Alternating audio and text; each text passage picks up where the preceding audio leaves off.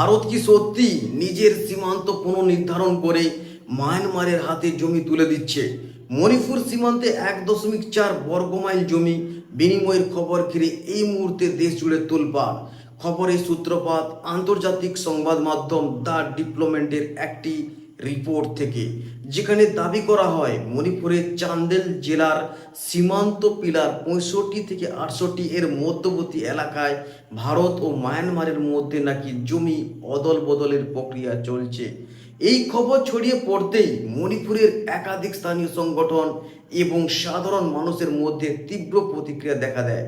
সীমান্তের নিরাপত্তা আর রাজ্য ভূখণ্ডের অখণ্ডতা নিয়ে বড় প্রশ্ন উঠে যায়।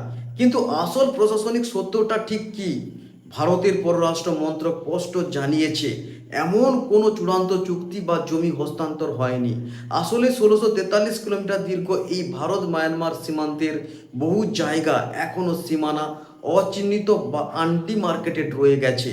বর্তমানে অনুপ্রবেশ এবং নিরাপত্তা ঝুঁকি এড়াতে এই পুরো সীমান্তে কাঁটাতারের বেড়া দেওয়ার কাজ চলছে।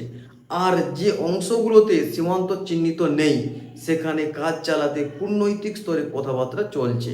অর্থাৎ এটা কোনো জমি হারানো বা চুক্তি সম্পাদন নয়, এটি অসম্পূর্ণ সীমানা নির্ধারণের একটি চলমান প্রক্রিয়া। সীমান্তের মতো স্পর্শকাতর বিষয়ে জল্পনা আর বাস্তবতার ফারাকটা বোঝা অত্যন্ত জরুরি। ভারত ও মায়ানমারের এই সীমান্ত পরিস্থিতি আগামী দিনে কোন দিকে মোড় নেয় সেদিকে নজর রাখা ভারতের নিরাপত্তার স্বার্থেই অত্যন্ত গুরুত্বপূর্ণ। জয় হিন্দ, বন্দে মাতরম।